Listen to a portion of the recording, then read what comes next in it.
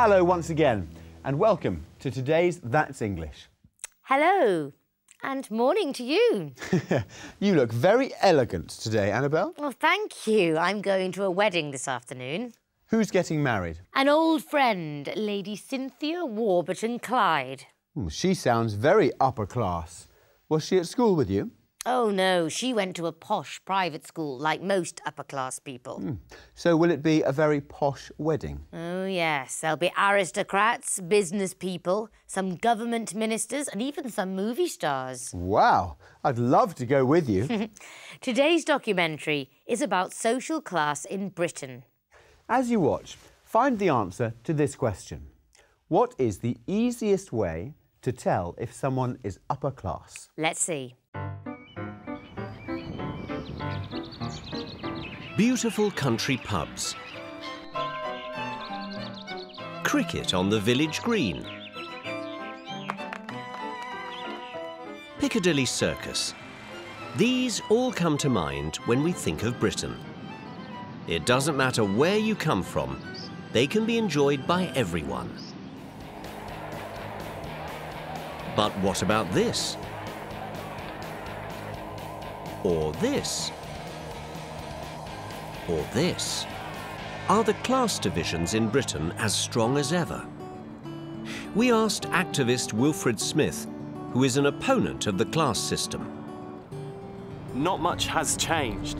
In the current government, most ministers have studied at either Oxford or Cambridge universities. Then there are the private schools. Only 7% of the population is privately educated, but most people of power or influence in Britain are from this 7%.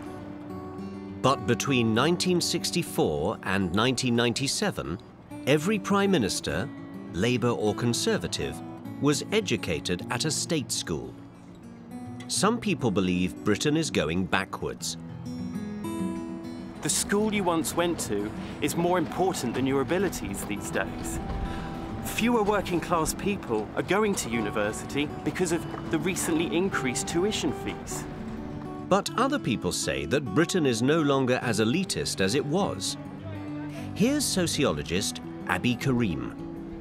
Successful public people, like top footballers, business people, movie stars, even if they don't have upper-class origin, they can still mix with the upper classes.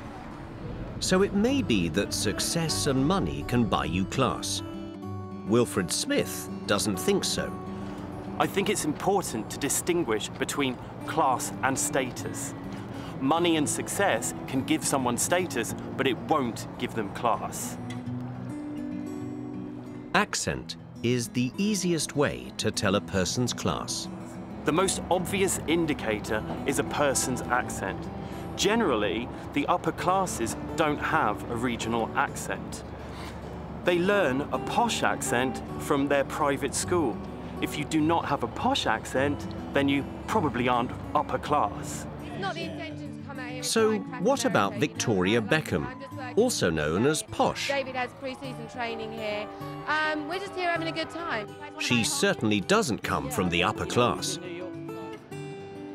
The people of Great Britain provide a rich landscape of regional accents and local dialects. Evidence of our diverse society's history and continued change.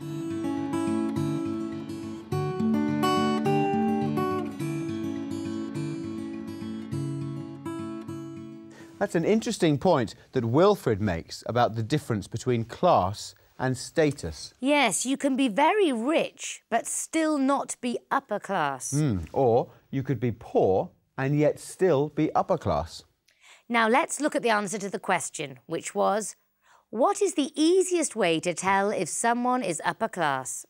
Let's just see it again. Accent is the easiest way to tell a person's class. The most obvious indicator is a person's accent. Generally, the upper classes don't have a regional accent. So accent is the easiest way to tell if a person is upper class. The upper classes don't usually have a regional accent. That's true.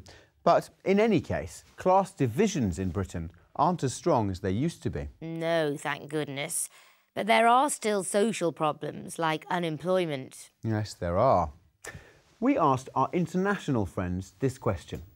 In your country, how do people react to social issues like unemployment, political corruption, etc.? Let's have a look.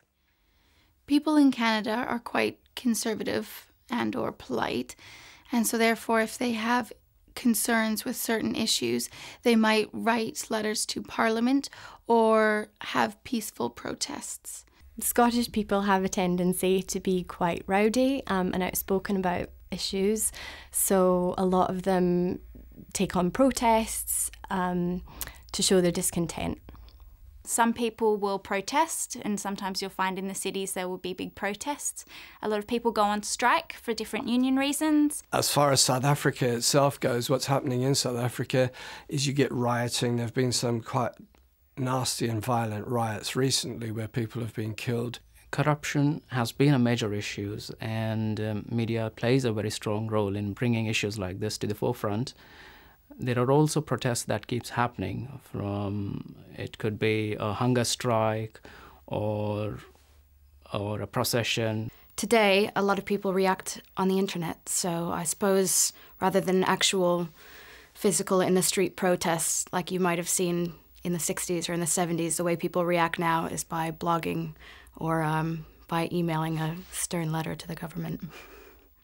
Modern protests are often via social media, like blogs and online forums. But I think that street protests and strikes are more effective. I can't imagine many street protests in the town which Elizabeth visits today in That's Britain. No, she goes to the elegant city of Bath. Famous for, you've guessed it, Roman baths. And its beautiful 18th century buildings. As you watch, answer this question. What kind of people visited the baths in the past? Let's find out.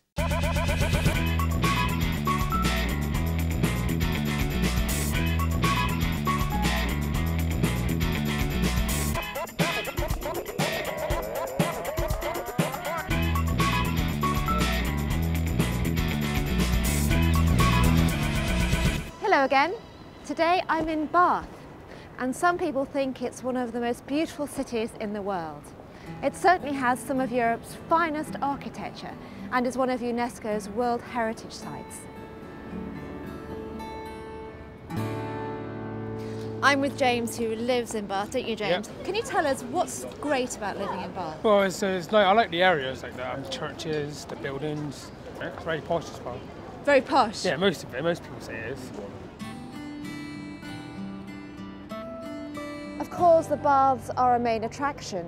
Bath was an important place even before the Romans arrived. These buildings that you can see in here are only 200 years old, but behind them are a Roman temple and the original baths that the Romans built.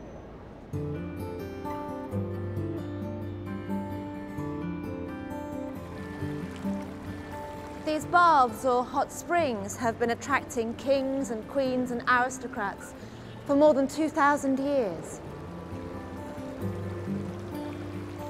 In Georgian times, it was fashionable to take the waters for medicinal purposes. Cheers.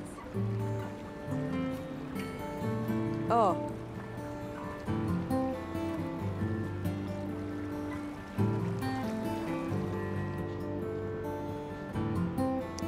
The pump rooms here were built at the end of the 18th century as a meeting place for the upper classes. But nowadays, everybody is welcome.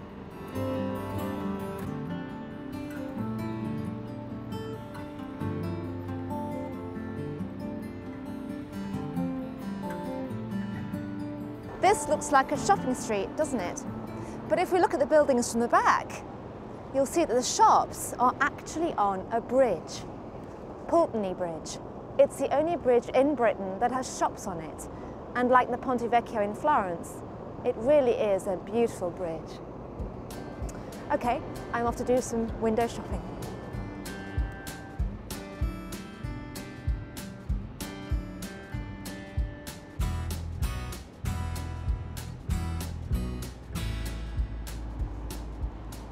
If we carry on walking up here, we get to Great Pulteney Street, full of luxury townhouses and five-star hotels.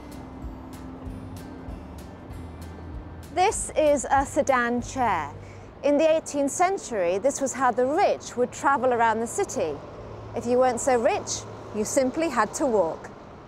Lauren, you live and work in Bath. In the 18th century, it was very much a place where the rich used to come. Is that still true? Well, understandably, there's still a large population of the posh people here, but due to the fact that there's 2 universities here, so there's more of a student population here as well, so there's more variety. This magnificent place is Royal Crescent. It was built between 1767 and 1774, and it really is a great example of 18th century urban architecture. These were the private houses of the rich, but now they're mainly offices and apartments. Well, that's all for now. Next time we're going to Laycock and Castle Combe, 2 very pretty villages not far from here. See you then. Oh, I love the Royal Crescent. Oh, yes. The whole city is so elegant. So let's check the answer to our question, which was, what kind of people visited the baths in the past? Let's see the clip again. These baths, or hot springs, have been attracting kings and queens and aristocrats for more than 2,000 years. Yes, the answer is kings and queens and aristocrats visited the baths in the past. That's right. Ever since the Romans built them 2,000 years ago. But today, all kinds of people visit the baths, and the town is definitely an interesting place to see. So that's the end of today's programme. We look forward to seeing you soon for the next That's English. Enjoy your wedding, Annabelle. Oh, thank you. Goodbye, everyone. Bye.